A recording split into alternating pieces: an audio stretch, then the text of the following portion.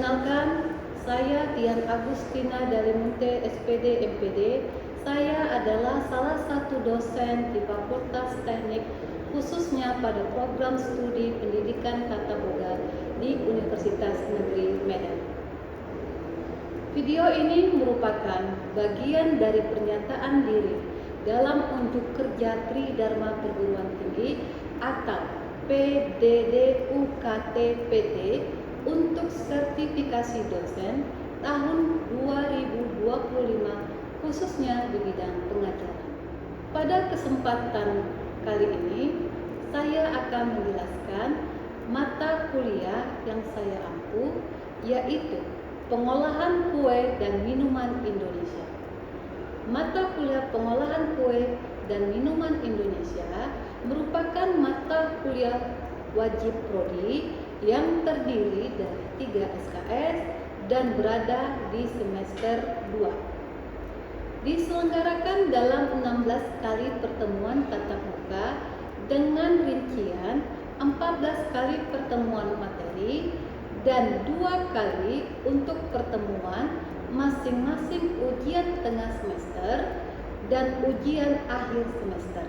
Pada mata kuliah ini, teknik penyampaian yang saya gunakan adalah DIA atau Delivery, Interaction, and Assessment.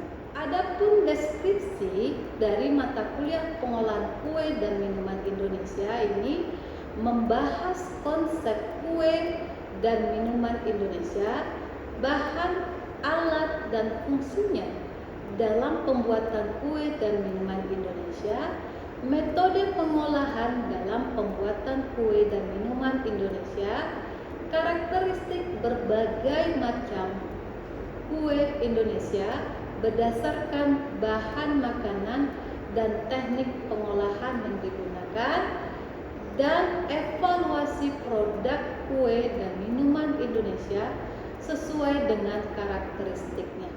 Capaian pembelajaran pada mata kuliah ini adalah mahasiswa mampu menganalisis dan mengolah kue Indonesia dengan berbagai teknik pengolahan sesuai dengan bahan-bahan yang digunakan. Dari capaian pembelajaran mata kuliah tadi dijabarkan menjadi 11 sub capaian pembelajaran mata kuliah. Antara lain, 1. Mahasiswa mampu menjelaskan konsep kue dan minuman Indonesia. 2. Mahasiswa mampu menjelaskan komponen kue Indonesia. Ketiga, mahasiswa mampu menentukan peralatan kue dan minuman Indonesia. Keempat, mahasiswa mampu menjelaskan adonan kue Indonesia. Kelima, mahasiswa mampu menjelaskan minuman Indonesia. 6. Mahasiswa mampu mengidentifikasi berbagai jenis kemasan untuk kue Indonesia. 7. Mahasiswa mampu membuat kemasan untuk kue Indonesia. 8. Mahasiswa mampu membuat kue Indonesia berdasarkan klasifikasi adonan kue. 9. Mahasiswa mampu membuat kue tradisional Indonesia dari berbagai daerah. 10. Mahasiswa mampu membuat kue populer Indonesia. 11. Mahasiswa mampu membuat minuman Indonesia. Pada bidang pengajaran ini, saya menetapkan sistem pembelajaran yang mengacu pada model problem-based learning dan team-based project. Problem-based learning merupakan model pembelajaran yang mengutamakan keaktifan mahasiswa untuk bisa berpikir kritis dan selalu terampil ketika dihadapkan pada penyelesaian suatu permasalahan. Sedangkan team-based project adalah kegiatan pembelajaran yang menggunakan proyek sebagai media dan inti kegiatan, di mana mahasiswa dituntut untuk melakukan eksplorasi, analisis, sintesis, penilaian untuk menghasilkan karya sebagai wujud dari hasil belajar. Adapun platform yang saya gunakan dalam pembelajaran yaitu Learning Management System atau LMS yang berupa SIPDA, Sistem Pembelajaran Daring. Menu pada SIPDA ini dapat digunakan mahasiswa untuk presensi, mengunduh materi perkuliahan, mengerjakan tugas, serta berdiskusi. Adapun aspek penilaian dalam pembelajaran terdiri dari tingkat kehadiran dengan bobot 5%, tugas dengan bobot 50%, ujian tengah semester dengan bobot 20%, dan ujian akhir semester dengan bobot 25%. Dari hasil asesmen yang telah dilakukan, harapannya mahasiswa dapat mengetahui bahwa proses penilaian yang saya lakukan adalah secara transparan dan objektif. Video pembelajaran di dalam kelas. Terima kasih. Assalamualaikum warahmatullahi wabarakatuh. Selamat pagi mahasiswa semuanya.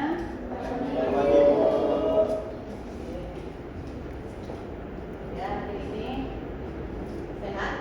Sehat. Alhamdulillah hari ini pada sehat walafiat. Apa sudah sarapan pagi semuanya? Sudah, Bu. Oke, berarti nanti sudah lebih fokus lagi dalam menerima materi pembelajaran pada hari ini. Oke? Nah, sebentar Ibu siapkan dulu bahan materi untuk perkuliahan kita hari ini. Jadi sebelum kita masuk ke materi, ya, itu ada baiknya kita berdoa terlebih dahulu agar materi yang Ibu sampaikan pada hari ini bisa saudara pahami dan nanti yang bisa saudara implementasikan dalam kehidupan saudara sehari-hari. Berdoa dimulai. Berdoa selesai. Oke. Jadi untuk materi hari ini tentang komponen Indonesia, terlebih dahulu silakan akses terlebih dahulu absensi di SIPDA.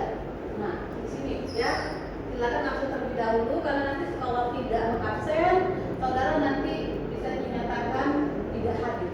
Alhamdulillah sudah absen, jadi kita mulai masuk ke materi tentang komponen kue Indonesia. Sebelum kita masuk ke materi, ada yang masih ingat minggu yang lalu ya, yang sudah Ibu jelaskan materinya apa materi yang Ibu ajarkan minggu yang lalu? Ada yang ingat? Saya, Bu. Oke, tadi silakan. Minggu lalu itu kita membahas tentang apa? Membahas tentang konsep kue dan minuman Indonesia, Bu. Oke. Di mana pengertian kue Indonesia adalah hasil kudapan hasil budaya bangsa Indonesia yang beragam. Oke, ya, jadi merupakan konsep kita kemarin mempelajari tentang konsep kue dan minuman Indonesia, di mana kita membahas apa itu kue Indonesia, ya, apa-apa aja yang termasuk kue Indonesia. Kemudian ada lagi yang menambahkan? Silakan Lydia. Tentang pengembangan kue Indonesia, Bu. Ya, yaitu ada kue tradisional, kue populer, dan kue modifikasi atau modern. Oke, ya, ada juga tentang pengelompokan minggu lalu kita bahas. Pengelompokan kue Indonesia itu terbagi ada 3, ada kue populer, kemudian ada kue tradisional, kemudian apa? Satu lagi? Kue Modifikasi. Nah, nanti jenis kue yang tadi dijelaskan oleh Maudia itu nanti saudara buat pada saat praktek di lab, ya. Oke, kita masuk ke komponen kue Indonesia. Materi hari ini kita membahas tentang komponen kue Indonesia, ya. Jadi materi yang diberikan kepada saudara untuk duduk komponen kue Indonesia ini ada tujuan. Yang pertama, itu saudara bisa menjelaskan komponen kue Indonesia itu apa-apa saja, ya. Kemudian saudara mampu mendeskripsikan jenis-jenis kue Indonesia yang nantinya menggunakan bahan pokok. Ya, apa saja bahan pokoknya itu nanti kita bahas ke selanjutnya. Kemudian bisa membuat berbagai jenis kue Indonesia dari bahan-bahan pokok pembentuk tadi atau pembentuk, ya. Nah, kita bahas satu persatu. Komponen kue Indonesia itu terbagi atas 4. Yang pertama ada bahan pokok pembentuk, kemudian ada bahan cair, ada bahan perasa, kemudian ada bahan pengikat. Jadi keempat komponen inilah sangat dibutuhkan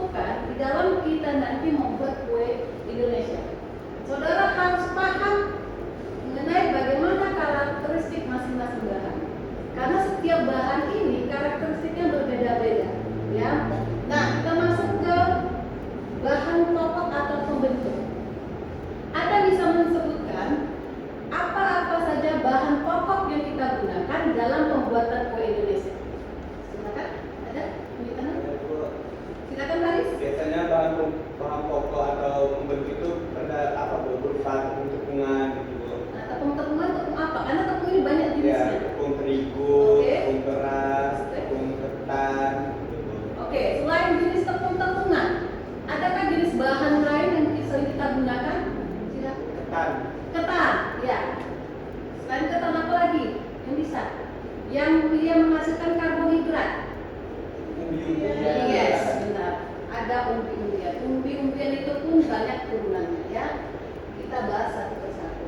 Nah, jadi ada 5 jenis bahan pokok yang akan kita gunakan dalam pembuatan kue Indonesia. Yang pertama ada beras, kemudian ada tepung beras, kemudian ada beras ketan, kemudian ada tepung ketan, kemudian ada umbi-umbian.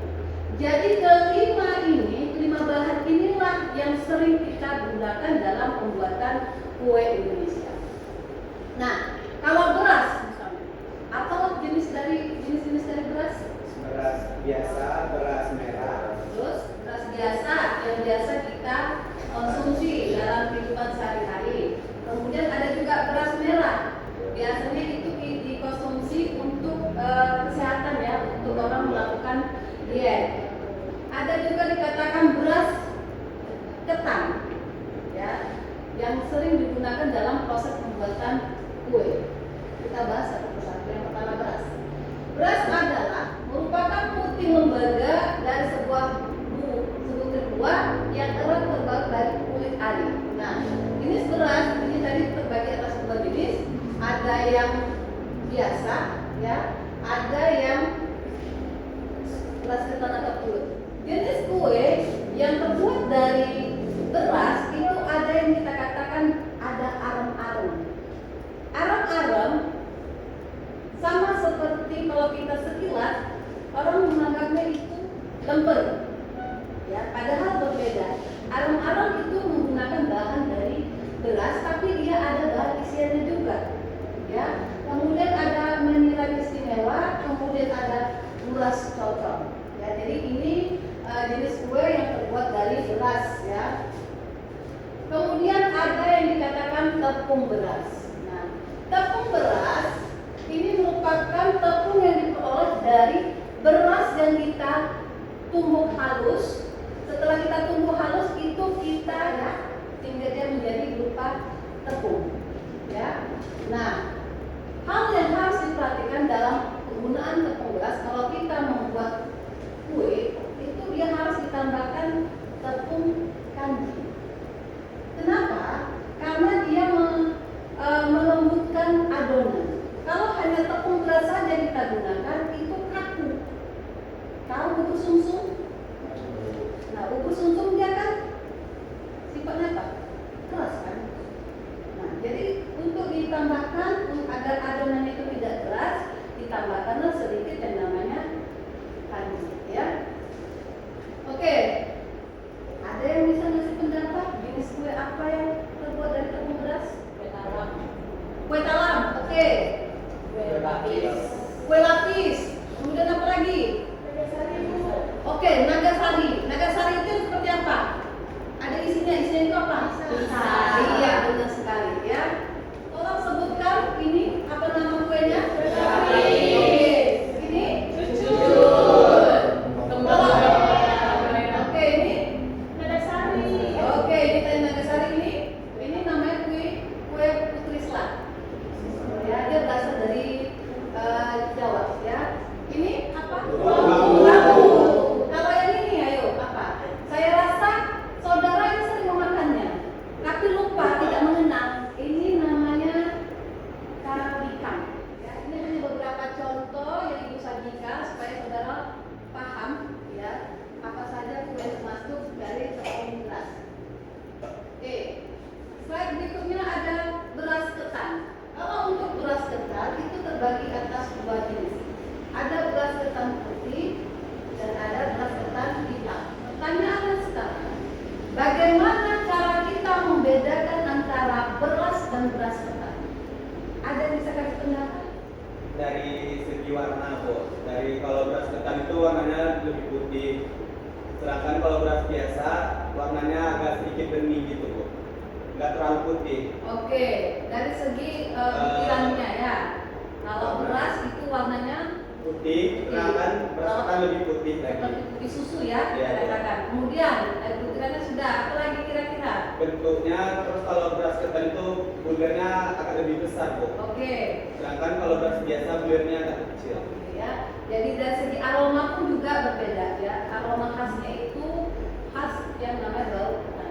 Dalam menggunakan beras ketan, ini wajib kita rendam terlebih dahulu.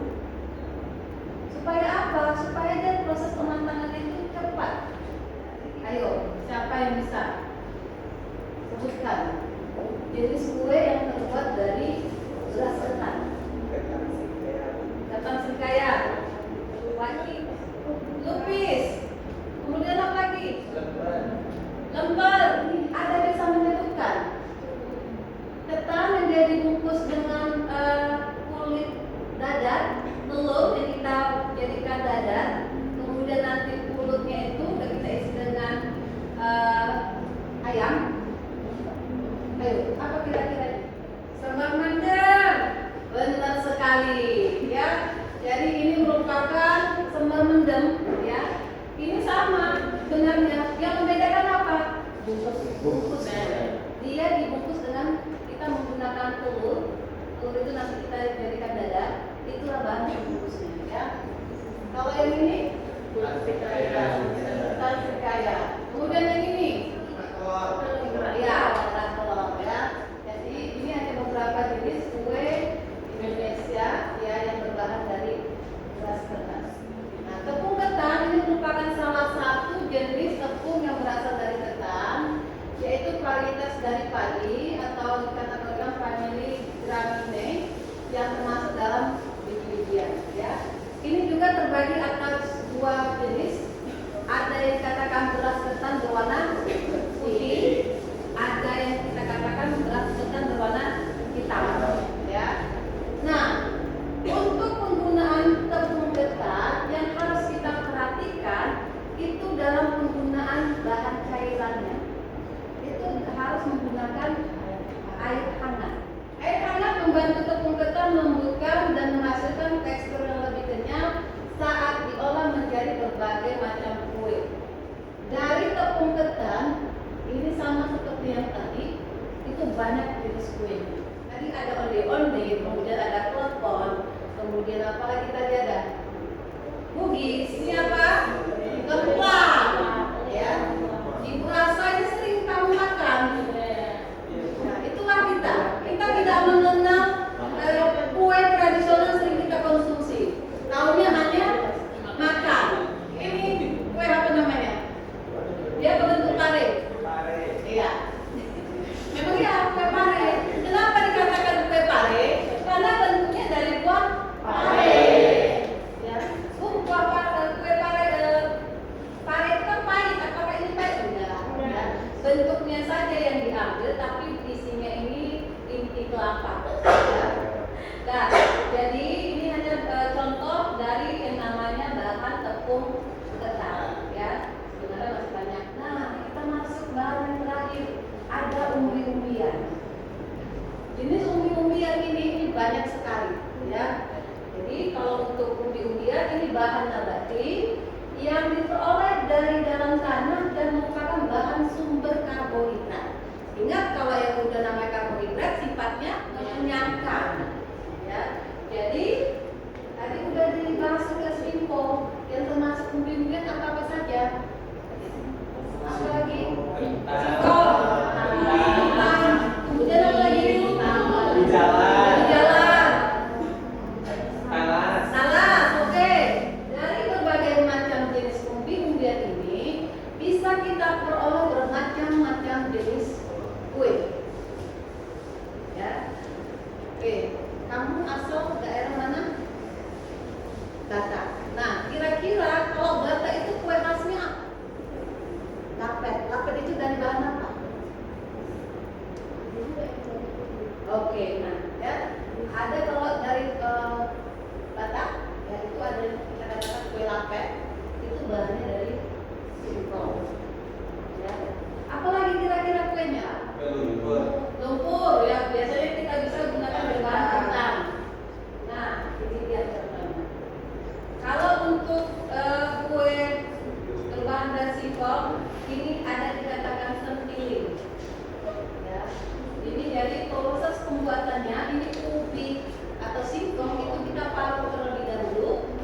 setelah kita parut terlebih dahulu, kita kuras sedikit, tapi jangan terlalu kering. Nanti kalau terlalu kering, adonannya jadi keras. Jadi hasilnya pun kuenya jadi keras, ya. Oke. Kemudian ada kue mata roda. Ini juga terbuat dari yang namanya singkong. Jadi ini singkongnya yang sudah diparut, baru di atasnya itu pisang, baru nanti digulung dengan daun pisang dan akan kita kukus.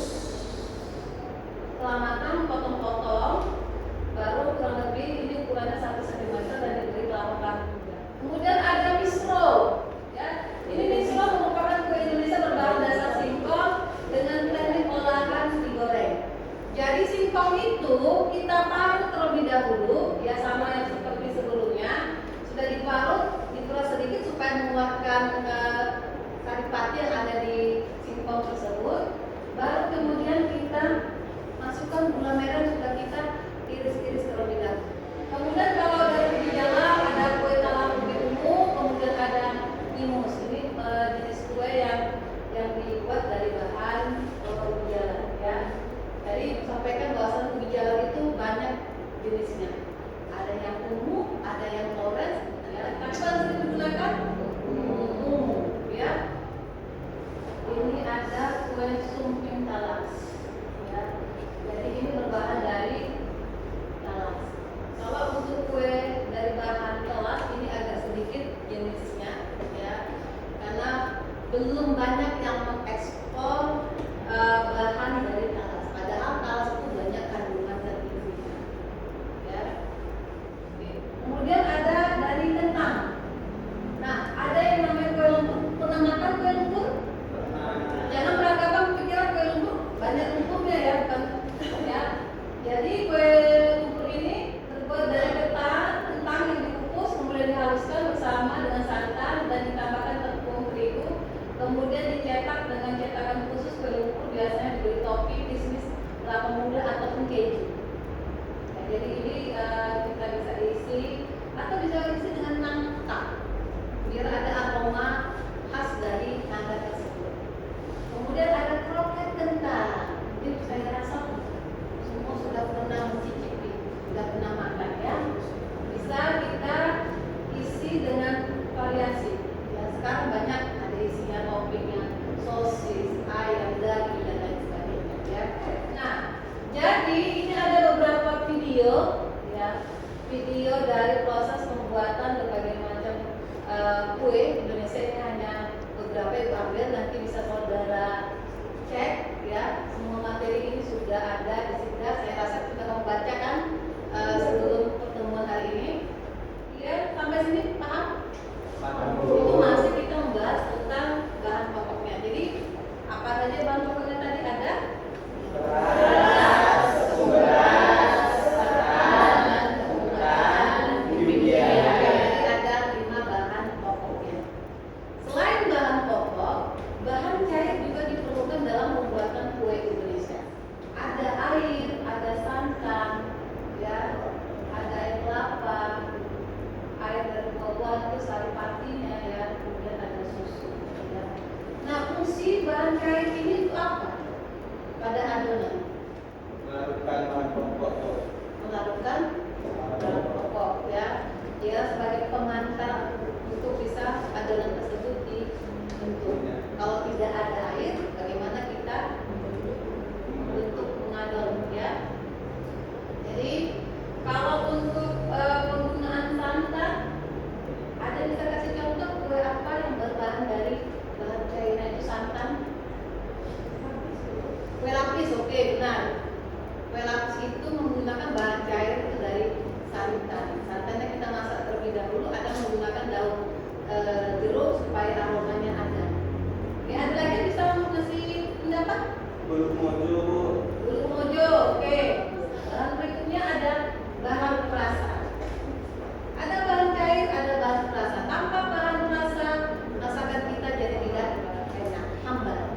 Jadi yang sering digunakan ada gula. Kalau gula yang sering kita gunakan ada gula pasir. Apa gula apa lagi? Gula aren. Kemudian ada madu, ya. Boleh juga kita gunakan madu. Dan ada kita katakan garam. Jadi kalau kita menggunakan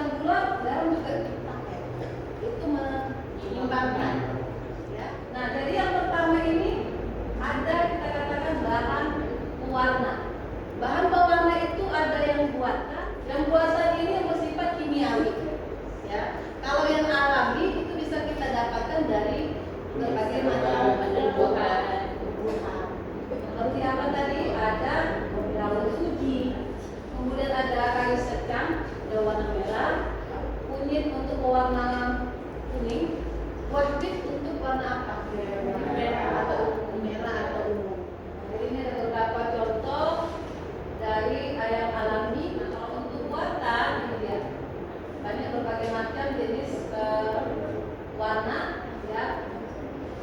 Kemudian ada contoh penyedap rasa dan aroma. Nah, usahakan kalau kita membuat masakan ini dihindari. Bisa kita gunakan bumbu-bumbu atau rempah-rempah. Indonesia kaya akan bumbu dan rempah.